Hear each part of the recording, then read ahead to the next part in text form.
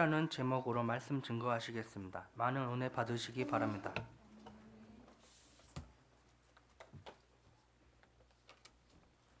안녕하세요. 우리 26장 28절 함께 읽을까요? 시작. 이것은 제 사함을 얻게 하려고 많은 사람을 위하여 흘리는 바 나의 피 곧 언약의 피니라. 우리 신앙에는 제3의 복음이 있어야 되고, 부활의 복음이 있어야 되고, 재림의 복음이 있어야 한다겠죠.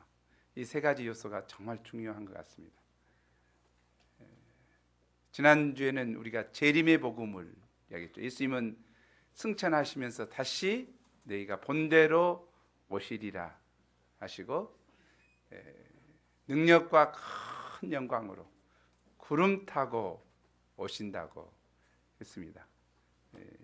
재림하실 예수님을 소망하며 깨어 사는 것 중요하죠. 오늘 말씀은 제3의 복음에 대한 이야기입니다. 예수님은 우리가 깊이 십자가를 통해서 제3의 복음을 심령 깊이 영접하고 그것을 누리고 살아야겠습니다.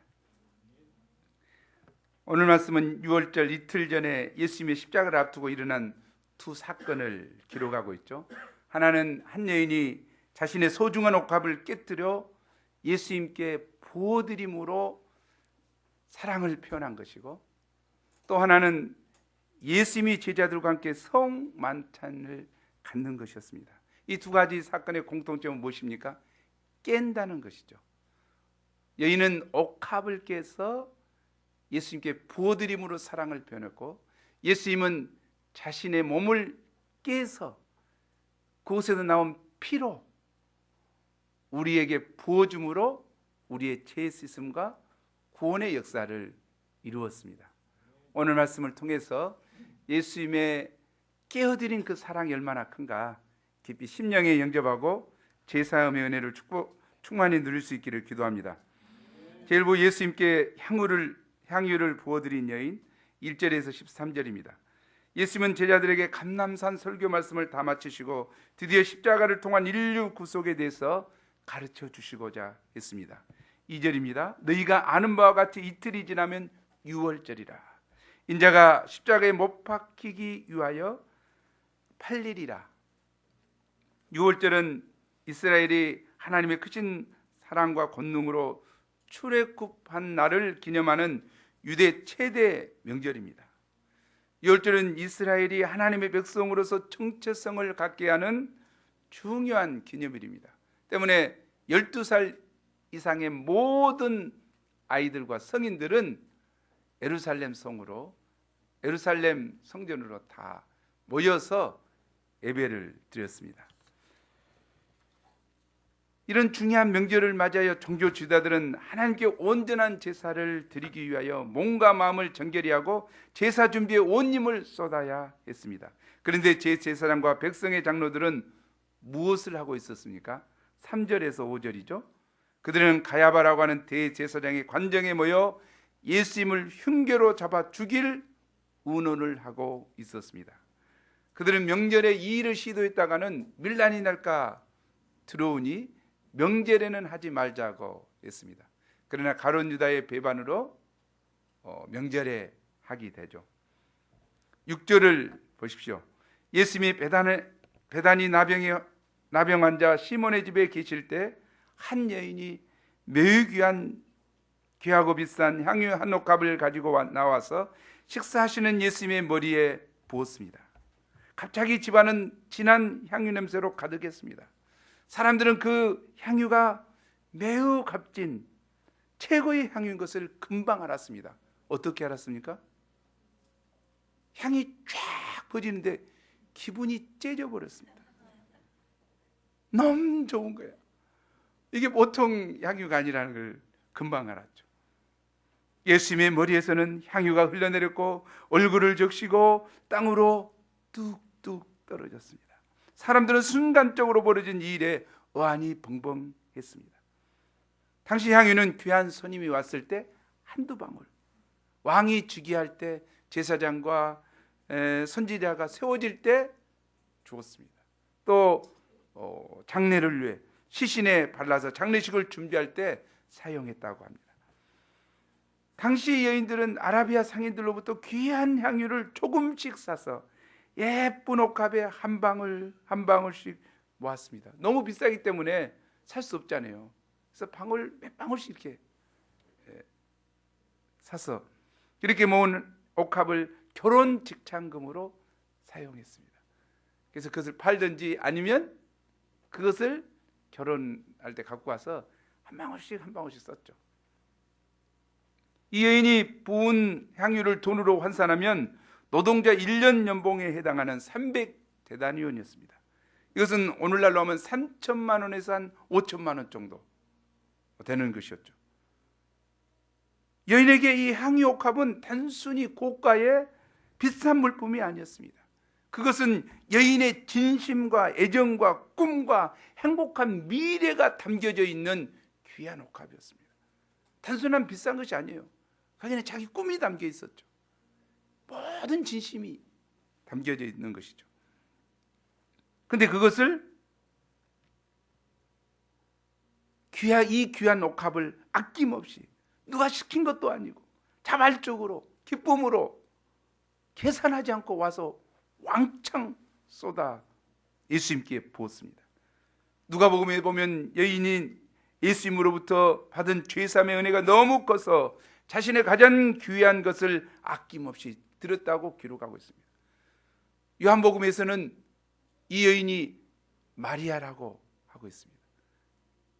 오빠 나사로를 살려주신 은혜에 너무 감사해서, 또 예수 죽은 지 나흘이나 된 오빠를 살려주시는 그 부활이요 생명이신 주님을 바라볼 때 이분이야말로 구주요 그리스도요 만왕의 왕이심을 알고 그분께 경배를 드린 것입니다. 그분의 구주께 감사를 표현한 것입니다. 그 진심을 들여서 경배의 대상임을 고백한 것이지요. 그런데 여인의 행동에 대한 제자의 반응이 어땠습니까? 모두 제자들이 기립해서 박수를 쳤죠. 이야! 저 진심, 저 은혜, 와, 대단하다. 그랬습니까? 아닙니다. 제자들은 오히려 보고 붕괴했습니다. 무슨 의도로 이것을 허비하느냐? 무슨 의도로 이것을 낭비하느냐? 이것을 비싼 값에 팔아 가난한 자에게 줄 수 있었겠도다. 이들의 생각은 합리적이고 실용적입니다. 이들의 가치관으로 볼 때 여인의 이런 행동은 값비싼 향유를 허비한 것처럼 생각합니다. 아이고 아까워라. 저걸. 근데 사실 생각해보면 어떻습니까? 정말 아까워요. 어떻게 한 일시에 3천만 원을 쏟아서 버려버리냐고. 5천만 원이나 되는 그것을 어떻게 한 번에 향례를 내서 버려버리냐고. 내가 생각해도 아까워 죽겠어. 아니 그 조금 10분의 1만 쓰고 놔두지. 아유 왜 그런 짓을 하냐고. 정말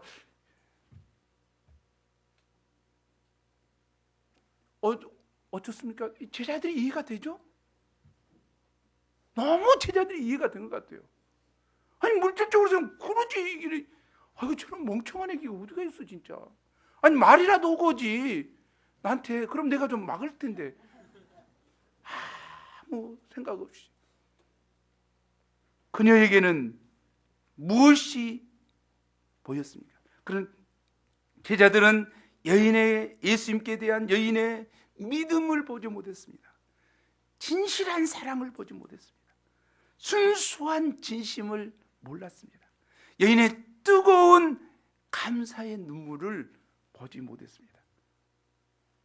그들은 말로는 가난한 사람들을 생각하고 있는 것 같지만 실제로는 예수님의 머리에서 떨어지고 있는 향후 방울들을 돈으로 계산하며 아까워하고 있는 물질주의자였습니다. 아이고 뭐 비닐이라도 깔고 어디. 아까워 죽겠네. 오늘날도 물질주의 실용주의적 가치관을 가진 자들은 우리가 주님께 드리는 헌신을 돈으로 계산하며 비현실적인 자라고 비난합니다.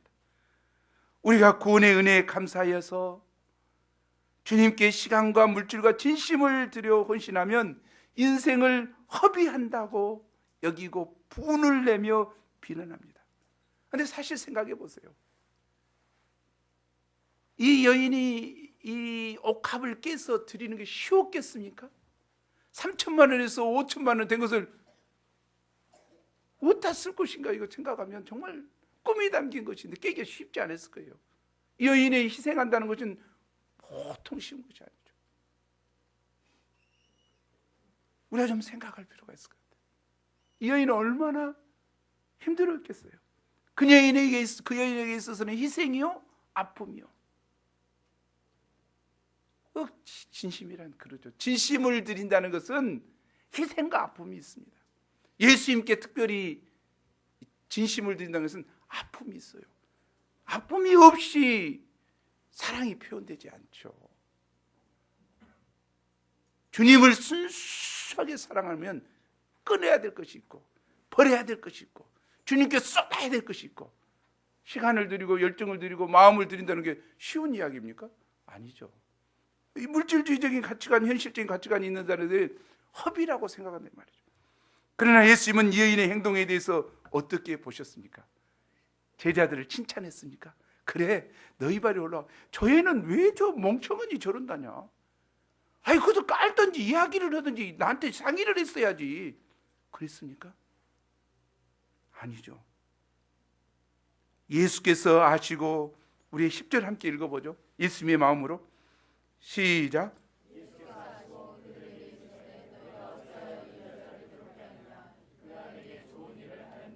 그가 내게 좋은 일을 하였느니라. 그의 진심을 낭비로 보지 않고 허비로 보지 않고 그대로 다 받아줬죠. 이게 beautiful thing이라는 게 뭡니까? 하나님의 거룩한 구원 역사에 동참하는 행동이었다는 것이죠. 예수님이 기쁘게 받으시고 영원히 기억할 만한 행동이었다는 것이죠. 그렇게 받아주셨어요. 아름다운 일을 했다. 그리고 예수님은 이 여인의 아름다운 일을 크게 축복해 주셨습니다. 12, 13절이죠. 우리 함께 읽죠. 시작. 이 여자가 내 몸에 이 향유를 부은 것은 내 장례를 위함. 내가 진실로 너에게 이르노니 온 천하에 어디서든지 이 복음이 전파되는 곳에서는 이 여자가 행한 일도 말하여 그를 기념하리라 하시니라. 여인은 처음부터 예수님의 장례를 위해서 향유를 준비한 것은 아니었을 것입니다. 하지만 예수님은 그것이 내 장례를 위하여 함이라고 역사적인 의미를 부여하셨습니다. 여인이 힘을 다하여 향유를 부어 주님의 장례를 준비하였다는 것은 그냥 드린 향유를 한 방울도 허비하지 않으시고 모두 다 귀하게 쓰셨다는 것입니다. 여인의 행동이 아름다운 것은 예수님께 하였기 때문입니다. 중요한 것이에요. 왜냐하면 예수님이 귀하고 아름다운 분이시기 때문입니다. 예수님께 진심을 들어 헌신하는 것은 아름다운 것입니다. 누구에게 하느냐 이거 중요하죠. 아이돌 스타에게 한다? 무슨 의미가 있냐고. 스포츠 스타에게 돌아다닌다 무슨 의미가 있냐고. 그 인생에 무슨 의미가 있냐고. 영원한 생명을 볼 때 그것이 무슨 의미가 있냐고. 요즘의 아이돌에게 우리가 다 한류 바람 때문에 외국 사람들 다 그런 면에서는 좋은데 예수님을 아는 우리가 누구에게 마음과 정열을 쏟냐고. 시간과 젊음과 우리의 삶을 쏟아야 되는가. 이것은 귀하고 아름다운 분이신 예수님께 예수님께 드릴 때 그 헌신이 아름답습니다. 예수님은 이 여인의 모든 짓음을 다 받으시기에 합당하신 분이십니다. 예수님은 계수가 이 여인의 행한 일을 복음 역사의 기남을 기념비적인 사건으로 인정하시고 복음이 전파되는 어디에서나 이 여인이 행한 일을 말하여 그를 기억할 것이라고 축복하셨습니다. 그를 기억하리라. 이는 예수님께 대한 여인의 희생적인 사랑과 믿음을 본받도록 하기 위함이었습니다. 우리도 이 마리아의 헌신적인 아름다운 행동을 본받아야 하겠습니다. 오늘날에도 주님으로부터 받은 은혜에 감사해서 자신의 소중한 녹합을 깨어드리는 분들이 많습니다. 소중한 자신의 물질, 시간, 장래 꿈과 계획, 이런 것들을 주님 위해서 아낌없이 드리는 자들이 많습니다. 누가 시킨 것도 아닌데, 대가를 바라고 하는 것도 아닌데, 주님을 너무 사랑하기 때문에, 드리는 것 자체가 기쁘고 감사하기 때문에 쏟아 붓습니다. 미국의 유명한 교회 사가인 라토렛은 이런 말을 했습니다. 있죠? 한번 읽어보죠. 시작.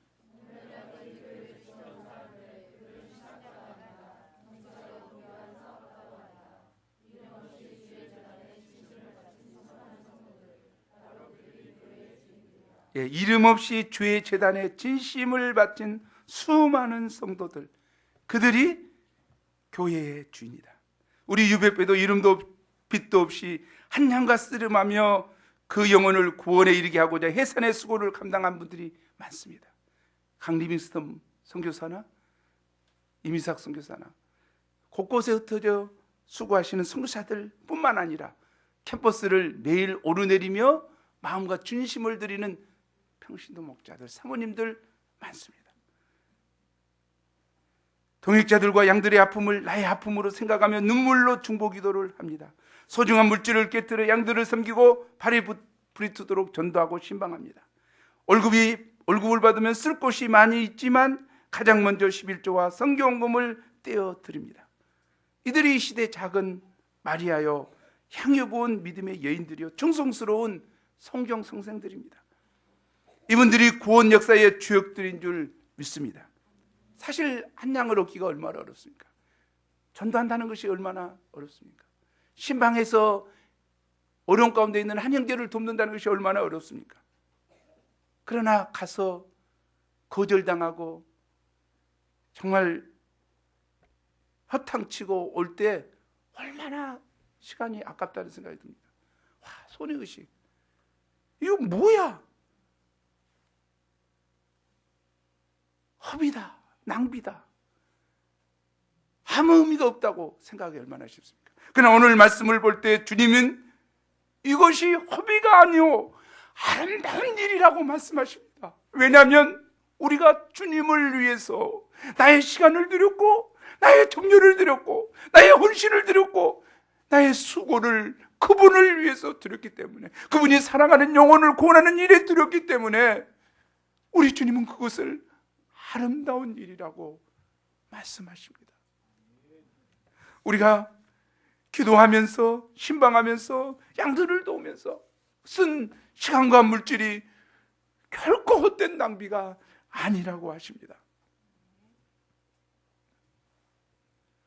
우리 주님은 우리가 드린 작은 헌신을 생명책에 기록하시고 하나님 나라에서 보상해 주실 것입니다. 사는 날 동안에 우리를 보장해 주실 뿐만 아니라 그 나라에서도 우리의 헌신을 귀하게 보시고 보상해 주실 것입니다. 아멘.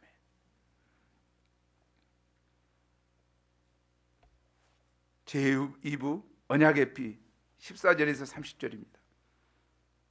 예수님께 아름다운 일을 행하는 여인과는 대조적으로 가룟 유다는 이때 무슨 악한 일을 도모하고 있었습니까?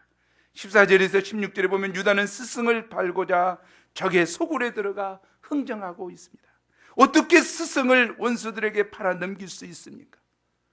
그는 시몬의 집에서 예수님으로부터 다른 제자들과 함께 왜 이 여인을 괴롭히느냐는 책망을 듣고 결정적으로 마음이 삐뚤어졌는지 모릅니다. 유다가 예수님의 말씀을 듣고 돌이켜 마리아의 행동을 본받고자 했으면 좋았을 텐데, 불행하게도 그는 물질의 눈이 어두워져 은혜 망각증, 헌신 기피증에 걸려 배반의 길을 택하고 말았습니다. 이런 유다의 마음에 마귀가 역사하였습니다. 요한복음 13장 2절이죠. 참 중요한 것 같아요. 우리가 무슨 생각을 계속해서 하고 있는가, 내 마음의 중심에 무슨 생각이 있는가, 정욕적인 생각을 계속 하고 있으면 순간에 정욕을 쫓아서 가지요. 돈에 대해서 계속해서 예수님을 따르지만 생각하고 있는 이 가룟 유다는 어떻습니까? 돈 은 30에 예수님을 팔았어요. 그럴 수가 있어요. 가룟 유다 한번 생각해 보죠. 가룟 유다가 예수님이 행하신 기적을 안 봤습니까? 예수님이 베푸신 사랑을 안 봤습니까? 예수님의 사랑을 안 받았습니까? 예수님의 구원의 능력을 안 봤습니까? 오병이어 기적이 있을 때 떡 많이 먹었을 거예요.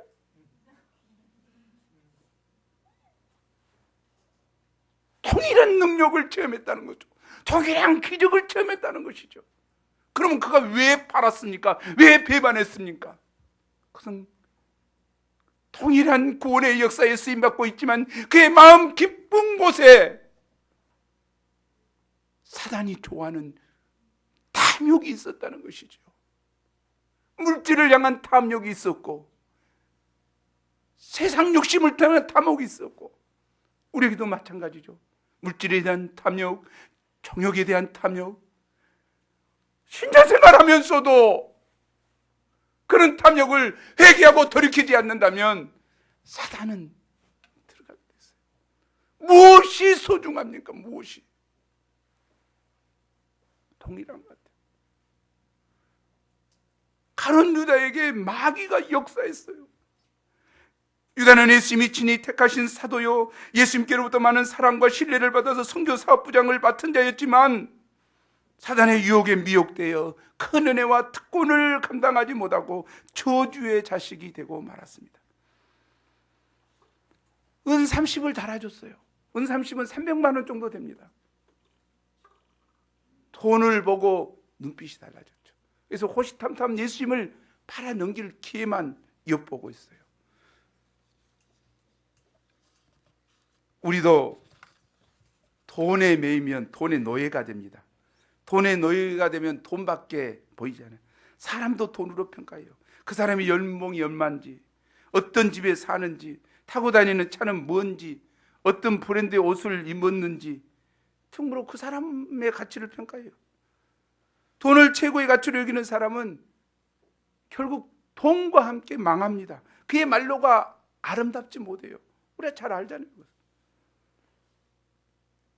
우리는 돈의 노예로 살 것이 아니라 주와 복음을 위하여 돈을 잘 관리하며 사용하는 천직의 삶을 살아야겠습니다. 17절에서 19절에서 예수님은 제자들로 하여금 예루살렘 성 안 아무개의 집에서 유월절 식사를 준비하게 하셨습니다. 예수님이 이 마지막 유월절 만찬을 아무에게도 방해받지 않고 제자들과 함께 잡수시기를 원하셨습니다. 왜 그랬습니까? 유월절 만찬을 통해 자신의 십자가의 죽으심의 의미를 제자들에게 꼭 가르쳐주고 싶었기 때문입니다. 오늘 우리가 말씀을 통해서 예수님이 가르쳐주고자 하신 이 예수님의 살과 피를 먹는 이 의미를 꼭 알아야 되겠습니다. 아멘? 아니, 뭐 만찬 먹고 그러니까 정신 오늘 못 줄까 뭐 이렇게 생각하지 말고, 저물 때 예수님은 12제자와 함께 유월절 만찬을 시작하셨습니다. 식사 시간은 즐겁습니다. 그죠? 그런데 그들이 다 앉아 음식을 먹을 때 예수님은 충격적인 말씀하셨습니다. 분위기가 싸늘해졌어요. 21절, 내가 진실로 너에게 이르노니 너희 중에 한 사람이 나를 팔리라. 제자들이 이 말씀에 큰 충격을 받고 몹시 근심하며 한 사람씩 예수님께 주여 나는 아니지요? 하고 물었습니다. 이렇게 물은 것은 자기는 예수님을 팔 자가 아님을 예수님으로부터 확인받고 싶었기 때문입니다. 또 이들이 어떤 불가항력적인 상황으로 자신도 예수님을 배반할 수 있을지 모른다고 하는 근심과 두려움 때문에 물었을 것입니다. 예수님께서 대답하셨습니다. 우리 23절 함께 23절은 놔두고 나와 함께 그릇에 손을 넣는 그가 나를 팔리라. 그리고 계속해서 24절 말씀하셨죠? 예, 24절 읽어보죠. 시작.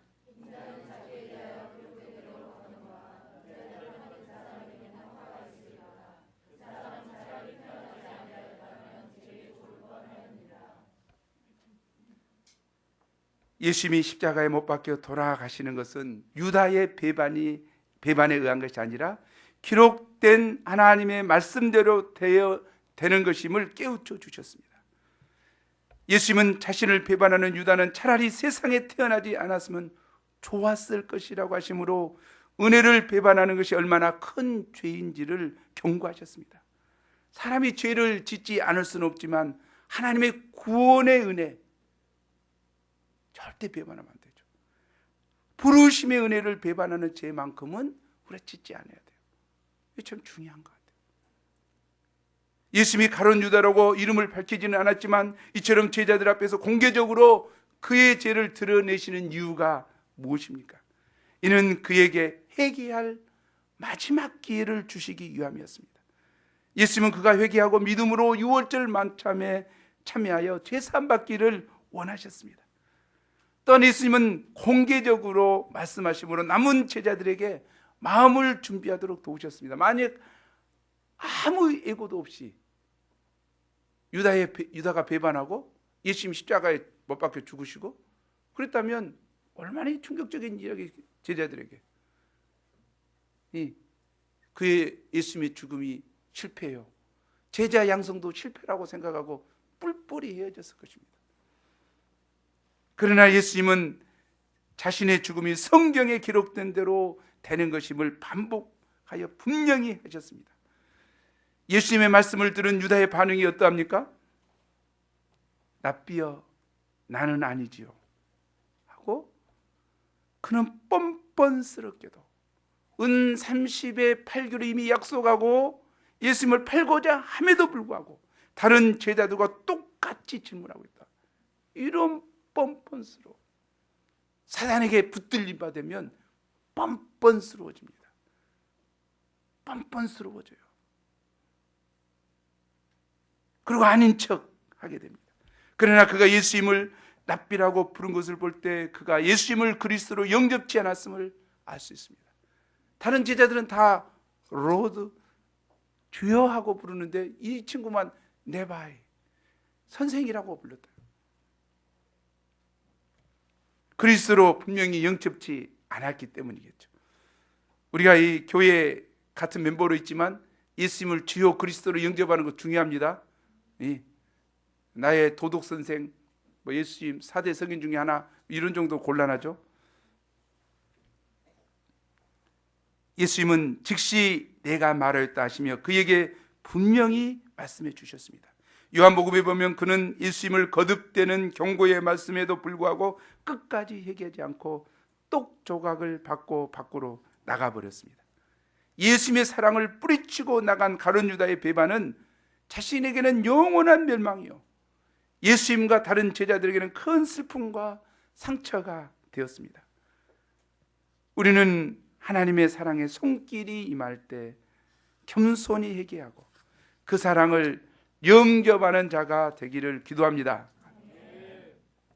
이런 가운데서도 예수님은 남은 제자들과 마지막 유월절 만찬을 가지셨습니다. 예수님은 순서에 따라 유월절 음식을 잡수시면서 자신의 십자가의 죽으심의 의미를 설명해 주셨습니다. 26절이죠. 함께 읽겠습니다. 시작. 그들이 먹을 때 예수께서 떡을 가지사 축복하시고 떼어 그들에게 주시며 이르시되 받아서 먹으라 이것은 내 몸이니라 하시고 떡을 떼어 제자들에게 주시면서 내 몸이라고 하셨습니다. 이는 예수님이 유월절 양과 같이 죄인들을 위해 희생제물이 되실 것을 말씀하신 것입니다. 하루가 지나면 예수님은 잔인한 로마 군병들의 채찍에 맞아 살이 갈기갈기 찢기시고 십자가에 못 박혀 죽게 될 것입니다. 예수님이 이렇게 몸을 찢기시고 비참하게 죽어야 하는 것은 그 몸을 우리에게 떼어주시기 위함이었습니다. 예수님께서 우리 죄인들을 위해서 귀한 몸을 내어주심으로 말로만 하는 사랑이 아니라 희생적인 사랑을 나타내셨습니다. 우리는 너무도 제약되어서 한두 번도 아니고 반복하여 똑같은 죄를 지음으로 나 자신도 나를 사랑하지 못할 때가 많습니다. 그러나 예수님은 이런 원수와 같은 우리를 위해서 아낌없이 자신의 몸을 희생제물로 내어주셨습니다. 로마서 5장은 우리에게 이것을 이야기하고 있습니다. 5장 8절 한번 읽어보죠. 시작.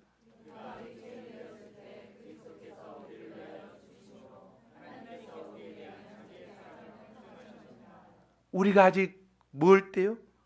죄인 되었을 때. 그 앞에는 우리가 아직 연약할 때, 우리가 아직 경건치 않을 때, 우리가 그의 원수 되었을 때, 예수님은 우리를 위하여 죽으심으로 우리를 향한 하나님의 사랑을 증명하셨다는 거죠. 이게 사랑이, 하나님의 사랑을 우리가 정말 아는가?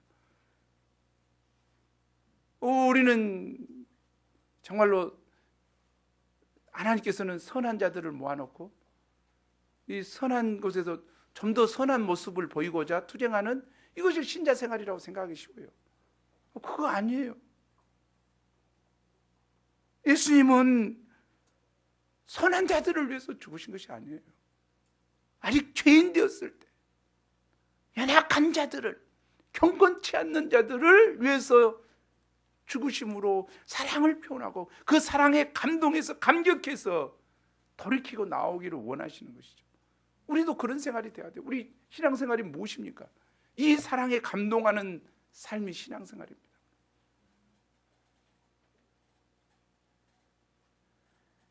이 예수님의 목숨을 내놓는 사랑을 못 믿으면 그 어떤 사랑도 믿을 수 없습니다. 이 예수님의 우리를 향한 희생적인 사랑을 생각할 때 심령에서부터 감사가 나오게 됩니다. 요한복음 6장 51절은 우리가 예수님의 몸을 먹어야 할 이유를 가르쳐 줍니다. 요한복음 6장 51절 함께 읽죠. 시작. 나는 하늘에서 내려온 살아있는 떡이니 사람이 이 떡을 먹으면 영생하리라. 내가 줄 떡은 곧 세상의 생명을 위한 내 살이니라 하시니라. 우리 크리스천들의 양식은 예수님의 몸입니다. 예수님의 몸을 먹는 자는 구원을 받고 영생을 누립니다. 인간은 원래 에덴 동산에서 하나님이 주신 사명을 감당하며 영생하도록 지음 받았었습니다. 그런데 사단의 유혹에 넘어가 죄를 지음으로 에덴에서 쫓겨나고 영생의 복도 잃어버리게 되었습니다. 그러나 예수님께서 자기의 몸을 희생하심으로 이 영생을 회복시켜 주셨습니다. 아멘. 이 살을 먹고 마시는 게 중요합니다. 더 나아가 예수님의 몸은 구원받는 자들이 살아가는 데 필요한 영의 양식입니다. 믿지 않는 자들은 흔히 밥심으로 산다고 합니다. 어떤 사람은 돈심으로 산다고 해요. 돈만 안. 그러나 우리는 날마다 예수님의 살을 먹으며 삽니다. 아멘. 육의 양식을 규칙적으로 잘 먹는 사람이 건강하고 생명력이 넘치는 것처럼 예수님의 십자가의 고난을 기억하며 감사하며 그 은혜를 되새기는 사람은 영적으로 건강하고 강한 믿음의 사람이 됩니다. 하늘의 신령한 힘과 에너지가 솟구쳐 올라옵니다. 예수님의 살은 하늘로부터 내려오는 생명의 떡이기 때문에, 하늘로부터 오는 생명의 떡이기 때문에 예수님의 살을 먹는 자들은 그 말씀이죠. 예수님의 말씀을 먹고 예수님의 십자가의 은혜를 새기고 하는 것은 우리 영을 살리는 것이죠. 하늘의 신령한 힘이 나온다니까. 에너지가 나와요. 스피릿이 생기는 거예요. 나를 위해서 고귀한 살을 떼어주신 주님의 놀라운 사랑을 감사 찬송합니다. 아멘. 예수님은 계수관염 잔을 마시시면서 주님이 흘리신 피의 의미를 가르쳐 주셨습니다. 27, 28절입니다. 우리 27, 28절 함께 읽죠. 시작. 또 잔을 가지사 감사 기도를 하시고 그들에게 주시며 이르시되 너희가 다 이것을 마시라. 이것은 제3을 얻게 하려고 많은 사람을 위하여 흘리는 바 나의 피 곧 언약의 피니라. 예수님께서 나누어 주신 포도주는 내일 십자가에서 흘리실 예수님의 피를 상징합니다. 십자가는 피를 짜내는 형틀입니다. 예수님은 6시간 동안 이 십자가에 달려 그의 몸에 있던 모든 피를 다 쏟아내셨습니다. 인간은 아담의 범죄로 말미암아 멸망받을 수밖에 없었는데 하나님은 창세기 3장 15절에서부터 계속해서 제사함을 약속하셨습니다. 그리고 구약에서 예수님이 오시기 이전에는 짐승의 피를 통해서 제사함을 받도록 하셨습니다. 그러나 그 피는, 짐승의 피는 효력이 일시적이어서 매년 6월절에 주님께 예배를, 제사를 드려야 했습니다. 그러나 예수님의 죽으심으로, 예수님의 피 흘리심으로 완전한 속죄가 이루어졌습니다.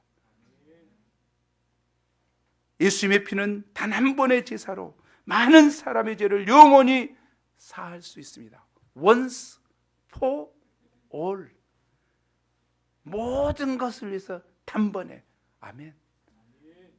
왜? 짐승의 피와 다르죠. 예수님의 피는 하나님 번제이신 거룩하신 하나님께서 오셔서 피 흘려주신 그 피는 효력이 영원합니다. 히브리서 9장 22절은 말합니다. 우리 함께 보죠. 시작. 율법을 따라 거의 모든 물건이 피로서 정결하게 되나니 피 흘림이 없은즉 사함이 없느니라. 예수님의 피는 죄를 사하는 능력이 있습니다. 이스라엘 백성들이 출애굽할 때 죽음의 사자가 어린 양의 피를 보고 그 집을 넘어갔습니다. 6월절 알죠? 6월절은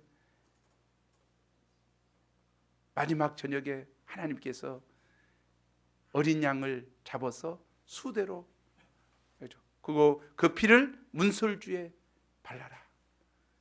이 양의 피를 문설주에 바르면 그 피를 보고 내가 넘어가리라. 죽음의 사자가 넘어간다고 약속했죠. 그래서 그 말을 믿고 문설주에 피를 발랐던 집은 그 안에 누가 살았든지 간에 어떤 죄인이 살았든 간에 그 집을 넘어가서 구원함을 받았죠. 동일하게 예수님은 피 흘리셨습니다. 우리 죄사함을 위해서 피 흘리셨죠. 이 예수님의 피를 내 죄사함의 은혜 위하여 마음으로 영접하는 자는, 내 마음에 영접하는 자, 내 마음에 바른 자는 어떤 죄인이든 어떤 많은 죄가 있든 씻음 받고 구원함을 받게 됩니다. 아멘. 그 죄의 종류에 상관없이 모두 제사함을 받게 됩니다. 그것이 히브리서 9장 13, 14절에 나와 있죠. 우리 함께 읽죠. 시작. 염소와 황소의 피와 및 암송아지의 죄를 부정한 자에게 뿌려 그 육죄를 정결하게 하여 거룩하게 하거든 하물며 영원하신 성령으로 말미암아 흠없는 자기를 하나님께 드린 그리스도의 피가 어찌 너희 양심을 죽은 행실에서 깨끗하게 하고 살아계신 하나님을 섬기게 하지 못하겠느냐. 중요한 대조가 돼 있죠. 염소와 황소의 피, 암송아지의 피와 그리스도의 피, 그리스도의 피가 대조되어 있다. 이것은 영원하신 성령으로 말미암아 흠없는 자기를 드린 이 피 차이가 있다는 거죠. 이 피는 우리를 죽은 행실에서 깨끗하게 하고 살아계신 하나님을 영원히 섬기도록 하는 능력 있는 피입니다. 아멘. 또한 예수님의 피는 언약의 피라고 했습니다. 출애굽기 24장에 보면 출애굽한 이스라엘 백성들이 시내산에서 하나님과 언약을 체결하는 장면이 나옵니다. 자, 출애굽해 가지고 시내산에 모였습니다. 그 광야에 쫙 모여서 거기서 모세가 하나님이 주신 말씀을 선포합니다. 이렇게 할 살래? 그러니까 모두가 그랬죠. 여호와의 모든 말씀을 우리가 준행하리이다. 정말 그래요. 그래서 준비했던 피를 쫙 뿌립니다. 제단에 뿌리고 그 다음에 백성들에게 뿌렸습니다.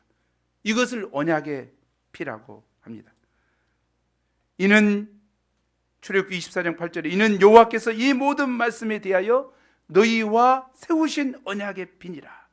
언약의 피란 언약을 확증하는 피, 언약의 효력을 나타나게 하는 피라는 의미입니다.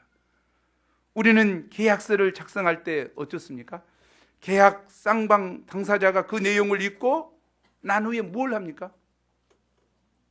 뭘 하죠? 사인을 하든지 도장을 찍습니다. 근데 사인도 없고 도장이 없으면 어쩌습니까? 아무리 좋은 미사 어규가 계약서에 써 있다 할지라도 효력이 없습니다. 도장이 찍혀지지 않는 것, 도장이 아무 의미 없죠. 이처럼 예수님의 피는 우리 모든 믿는 사람에게 제3의 언약을 확증하는 피입니다. 아멘. 예수님의 피가 하나님의 언약을 보증합니다. 언약은 누가 하느냐에 따라서 그 무게가 결정되지요. 근데 이 언약은 하나님이 친히 독생자 예수님의 피를 보증하여 세우신 것이기 때문에 확실한 것입니다.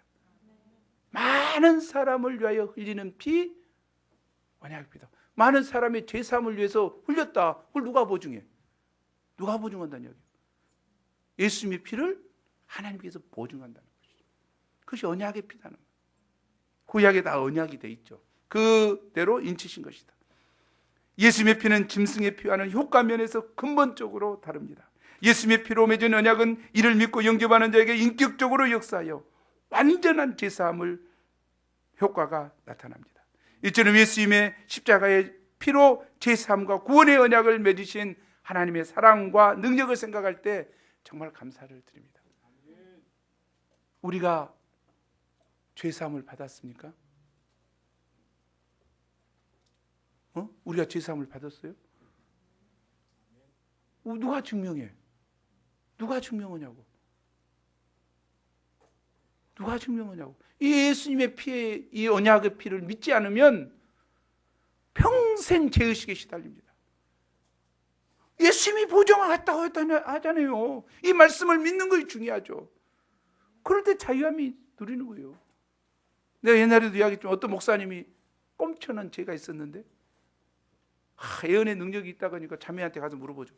내가 옛날에 지었던 죄가 있는데 그거 좀 한번 물어봐 주라고. 그래서 기도하고 3, 4일 후에 가서 물어봤죠. 자매한테. 어쩌다 보면 아무 죄도 없다고 하던데요? 죄가 없다고 하던데요? 뭐요? 예수님이 뭐라 하겠습니까? 우리의 죄를, 예수님의 피를 믿으면 죄를 도말하신다. 씻어버린다. 기억도 하지 않는다. 하나님은 기억도 않는 분이에요. 우리가 예수님의 피를 믿고 제사함을 하면 새로운 피조물이 되는 거죠. 새로운 피조물. 우리가 확신해야 돼요. 무엇을 확신해야 돼? 예수님의 약속의 말씀을 확신해야 된다니까. 사인이 되어 있는 것을 확신해야 된다니까. 사인이 되어 있는 것을. 뭘 확신하고 있어? 자기 감정에 따라 오늘 기분이 좋으니까 제사함이 됐겠다. 저녁에 보니까 그것이 아니에요. 기분이 싸늘하고 이상해. 가을 타니까. 그제 그대로 있다고 생각. 이게 무슨 감정이 아니에요. 기분이 아니에요. 우리 감정에 따라 하면 곤란하죠. 말씀에 의거해서 분명한 효력 있는 언약의 피입니다. 아멘. 사인해 버리신 언약의 피입니다. 아멘. 그런데 우리가 가끔 하나님께 감사하기보다 불평과 불만을 쏟아냈죠. 그 이유가 무엇인가요? 유월절의 은혜를 잊어버리고 십자가의 은혜를 잊어버리고 날마다 기념하지 않기 때문이죠. 누가복음에 보면 뭐라고 했습니까? 유월절 식사를 하시면서 너희가 이를 행하여 나를 기념하라. 이것을 기념하라는 거예요. 기념하라는 것은 뭐예요? 계속 기억하라는 것이죠. 유월절 어린 양은 이스라엘의 구원을 위해서 남김없이 완전히 희생됐습니다. 유월절 어린 양을 잡으면 피는 어떻습니까? 문설주에다 바르고 고기는 삶아서 그래 같이 다 먹죠. 그리고 뼈다구는 어쩌습니까? 다 불태워서 없앴어요. 그래서 완전히 유월절 어린 양은 완전히 희생시키는 것이고 소멸시키는 거죠. 예수님이 유월절 어린 양이 되셨습니다. 예수님은 어쨌습니까? 하나님이 어린 양이 되셔서 인간의 죄를 위해서 100% 완전히 희생하셨습니다. 골고다 언덕을 오르시며 채찍에 맞으시며 갈시멜류관을 쓰시며 아니 겟세마네 동산에서 기도하시면서 땀방울이 핏방울이 되기까지 진액을 빼내신 우리 주님은 완전히 희생하셨어요. 우리가 이걸 깊이 영접해야 돼요. 예수님은 온전히 희생하셔서 우리의 모든 죄를 다 씻으시는 능력의 피가 되게 하셨습니다. 우리가 이를 믿고 영접하기만 하면 약속하신 대로 그리스도의 피가 내 속에 역사하여 나의 더러운 죄를 씻어 영혼을 소생시키고 주님과 바른 관계성을 맺어 새삼을 살게 합니다. 예수님의 피와 살은 나를 죄에서 구원할 뿐 아니라 주님 안에서 새삼을 살아가는데 참된 양식이요 음료가 됩니다. 계속 먹어야지 신앙생활을 유지해 갈 수가 있죠. 신앙생활은 날마다 주님의 십자가 아래 나아가 나의 죄를 회개하고 주님의 살과 피를 먹고 마시는 생활을 하는 것입니다. 주님의 살과 피를 먹고 마시는 것, 이걸 뭡니까? 그리스도와 연합하는 거예요. 그리스도와 연합하는 것. 갈라디아서 2장 20절도 이야기했죠. 한번 읽어보죠. 시작. 내가 그리스도와 함께 십자가에 못 박혔나니 그런즉 이제 내가 산 것이 아니요 오직 내 안에 그리스도께서 사신 것이라. 근데 그리스도께서 사신 것. 내가 십자가에 연합된 것은 그리스도가 사신 거다니까. 내가 사는 건 예수님의 살이 내 살이 됐고 예수님 피가 내 피가 돼서 나를 돌아다니고 있는 거예요. 연합하는 게 신비한 거죠. 실제로 우리가 양식을 먹으면서 소감을 쓰면서 기도를 드리면서 하루를 살아가면서 이 십자가 은혜를 제3의 은혜를 감사하며 사는 것입니다. 양식을 써먹으면서도 십자가의 은혜를 새기고 소감을 쓰면서도 십자가의 은혜를 새기고 하루를 살아가면서도 기도하면서 뭘 기도합니까? 예수님의 십자가 은혜를 묵상하고 은혜를 감사하고 감격하고 그리고 이제 그 은혜의 기초에서 주님 이렇게 하면 좋겠어요 아뢰고 할 수 있는 것이죠. 그것이 예수 그리스도 안에서 사는 것이고 예수님의 살과 피를 먹고 사는 것입니다. 또한 기념하라는 것은 예수님의 십자가의 복음을 주님께서 다시 오실 때까지 전하는 것입니다. 고린도전서 11장 26절은 말합니다. 우리 함께 읽어보죠.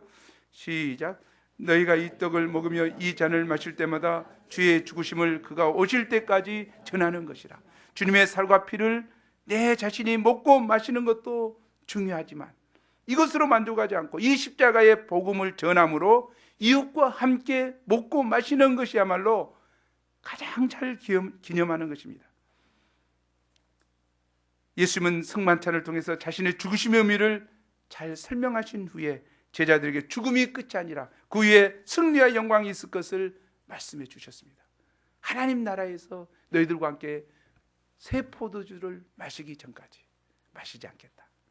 그리고 찬미하며 감람산으로 나아갔습니다.